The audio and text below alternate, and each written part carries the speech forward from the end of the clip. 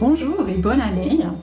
Alors en début d'année, c'est la saison des bonnes résolutions. Alors par exemple, comme bonne résolution, on pourrait dire je vais davantage lire ma Bible cette année, je vais passer plus de temps avec ma famille, je vais consacrer plus de temps à la prière. Et puis dans le mois, on pourrait dire je vais passer moins de temps devant les écrans, je vais moins manger de chocolat, je vais moins m'énerver. Alors voilà, il y en a des tas de bonnes résolutions. En apparence, ça a l'air quelque chose de très positif, de louable et même d'honorable de prendre de bonnes résolutions. Et je ne sais pas quel genre de personne vous êtes. Est-ce que vous êtes de ceux qui avaient pris de bonnes résolutions et qui les tenaient jusqu'à la fin de l'année? Est-ce que vous êtes de ceux qui n'en prenaient même plus parce que vous savez que vous n'allez pas les tenir? Ou est-ce que vous êtes de ceux qui en prennent chaque fois et puis chaque année, vous remarquez que vous n'arrivez pas à les tenir? Alors qu'importe, j'ai pensé à deux histoires de la Bible qui nous parlent de gens qui ont pris un engagement. Alors les premiers à qui j'ai pensé, c'est les Hébreux.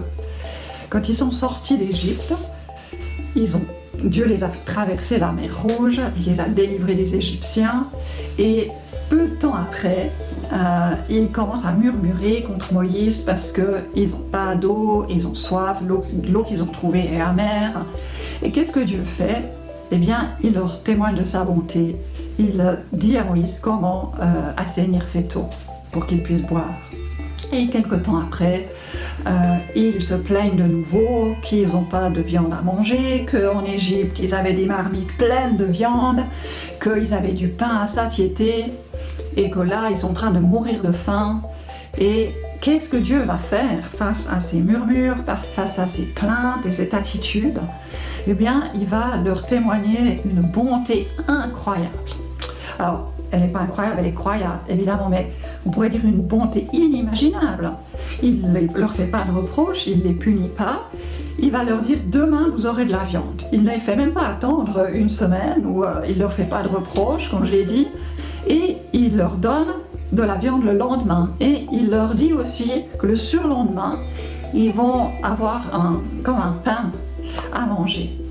Et c'est magnifique parce que je trouve qu'il y a une manifestation de la bonté et de la grâce de Dieu, parce qu'effectivement le lendemain ils vont avoir les cailles qui vont arriver, donc ils auront de la viande à volonté, et le surlendemain à leur réveil ils vont trouver sur le sol une substance, on appelle ça la manne, et c'est comme une sorte de pain. Enfin, j'ai jamais goûté, alors je sais pas vraiment.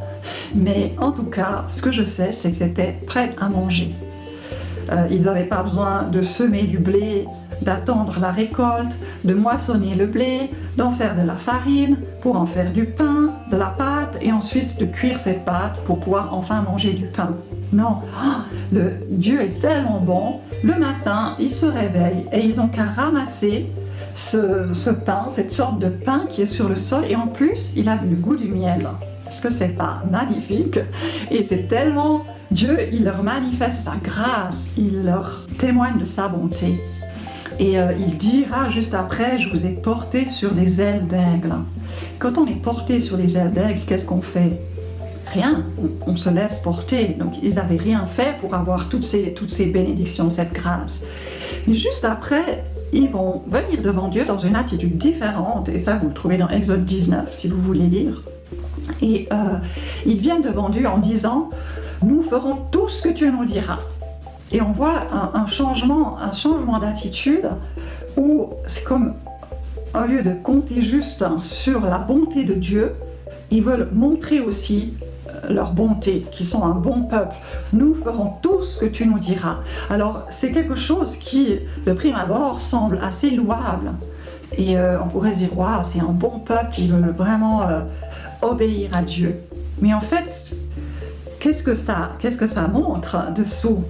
Sur qui est-ce qui compte maintenant quand ils disent « Nous allons faire tout ce que tu nous diras ».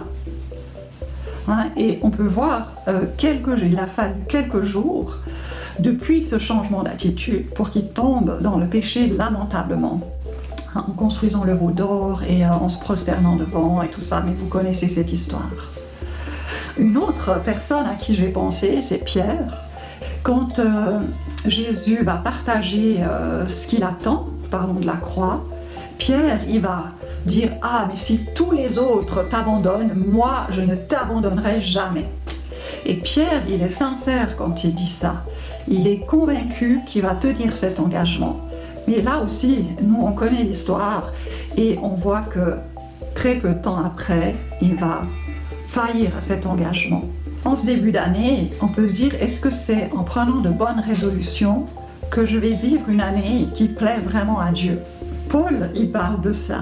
Et lui, il dit qu'il ne veut pas être trouvé avec une justice qui vient de ce qu'il ait accompli toutes les œuvres de la loi, mais qui vient de ce qu'il ait mis sa confiance en Dieu. Aux Galates aussi, il leur parle de ça et je trouve ça très intéressant. Et je vais vous lire ce passage avec vous, je vais le lire dans Paroles vivantes, parce qu'il est assez explicite.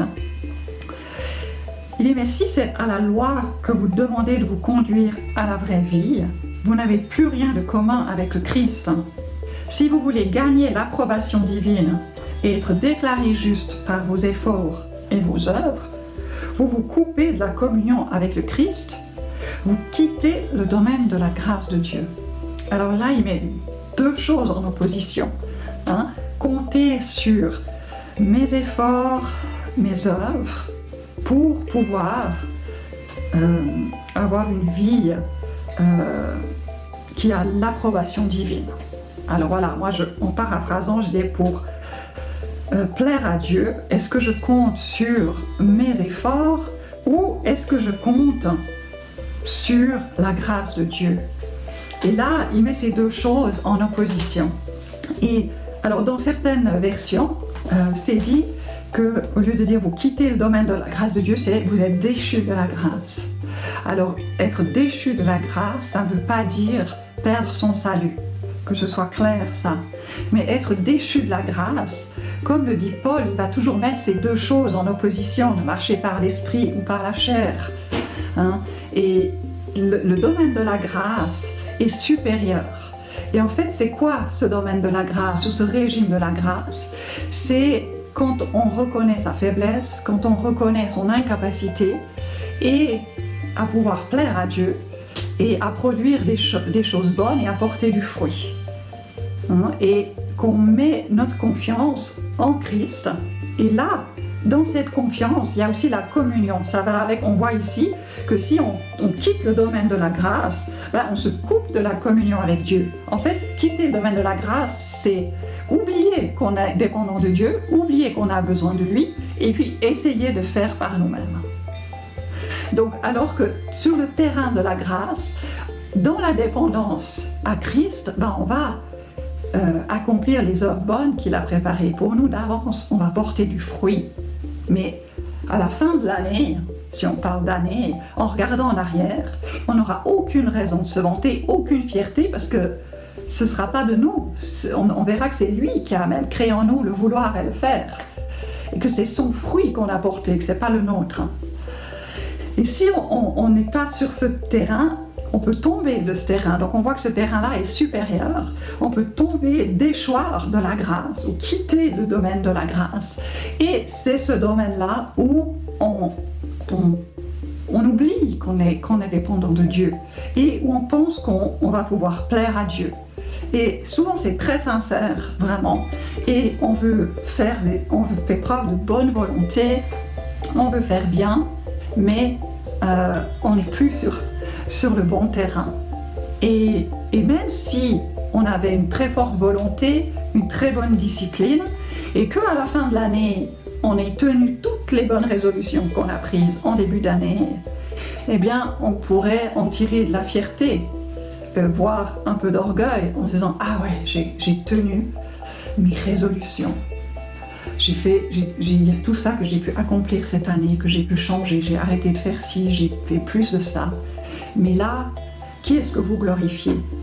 Vous vous glorifiez en vous-même de ce que vous avez pu accomplir, alors que si vous êtes sur le terrain de la grâce, que vous êtes dans la communion avec Christ, c'est-à-dire dans la dépendance de lui, dans la dépendance de sa grâce et de sa bonté, eh bien, vous n'avez aucune raison de vous vanter. Et qui c'est qui est glorifié à ce moment-là? C'est Dieu. C'est uniquement lui qui est glorifié au travers de votre vie.